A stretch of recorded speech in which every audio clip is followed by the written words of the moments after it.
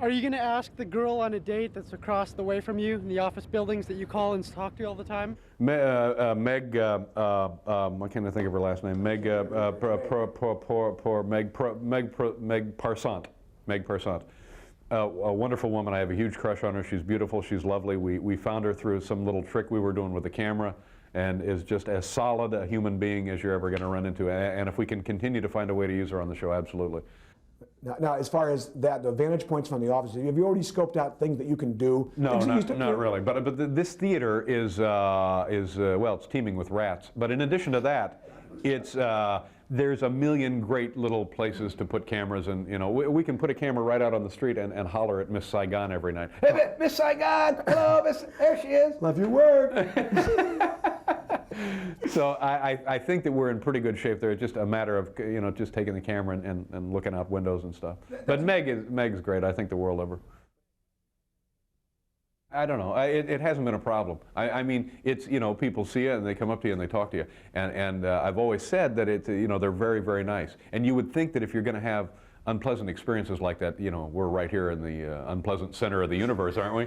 But even with that, people are very nice. And it's fun, but it has seemed, especially with the last year, seemed to have gotten a little more hectic than it was. Yeah. But still in all, it's and I always feel like I can remember when I was a kid. I was in Indianapolis walking around downtown. Who knows what I was doing? Waiting for wrestling, I guess. I don't know.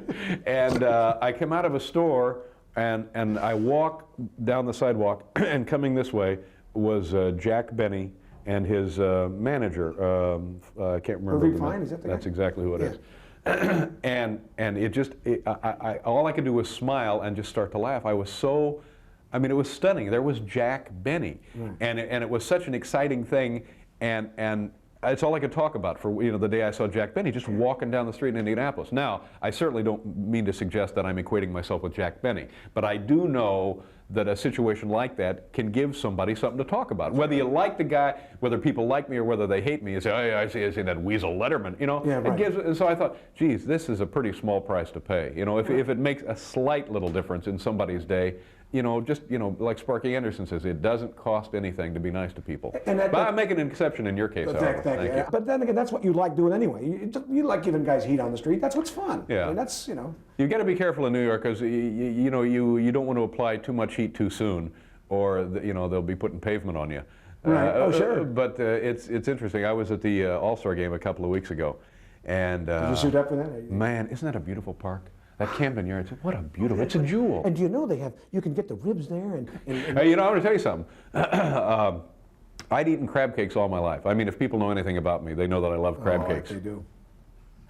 And so we're at the ballpark, and all of a sudden here comes a load of ballpark crab cakes in Baltimore. Now you tell me, how good can ballpark crab cakes be? I had some at Candlestick last week. Really? I did. My wife had it. It was good. These crab cakes knocked me out, blew the roof of my head off. They were so good. Yeah. Ballpark crab cakes in Baltimore. They plump when you cook them. Ballpark crab cakes. It's just unbelievable. And the park, of course, is just spectacular.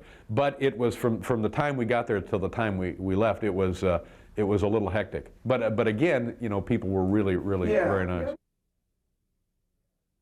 I started smoking, and I'll smoke for a year, and then I'll quit smoking for 2 or 3 years. Have you heard any more about that secondhand smoke? Is it okay?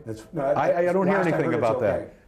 Because I know they kind of changed their position on that. Yeah, it's fine now. My manager, Jack Rollins, has smoked cigars. Well, he was actually born with a cigar. He smokes in his sleep.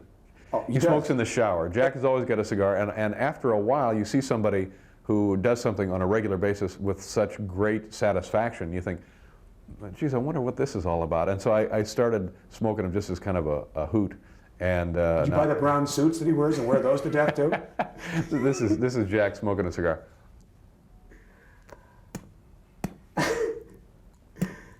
That's how the suits get brown, I believe. Yeah. Also, he enjoys tuna fish sandwiches. Tuna fish sandwich. And pea soup. And a little lemon. What could be better? It's a very good Jack. That's a very obscure impression. I have an obscure impression. You won't know this. I'm going to do this for you, and let's see if you know it. Anybody in the room who knows it, nobody will know it. Just forget what I look like doing it, but this is it. This is from a movie. It's a classic movie, classic movie stars. Paula, Paula, Paula, oh, Paula. Paula, Paula, Paula.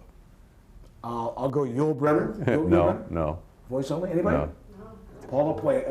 Paula, is it name? I'll give you the female. I'll give you Paula. Ingrid Bergman.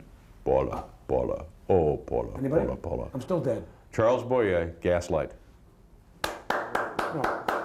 No. Oh, Paula. Thank you. Paula, Paula, That's a fabulous impression. Willie McCovey. Thank you. No, don't get up. Thank you.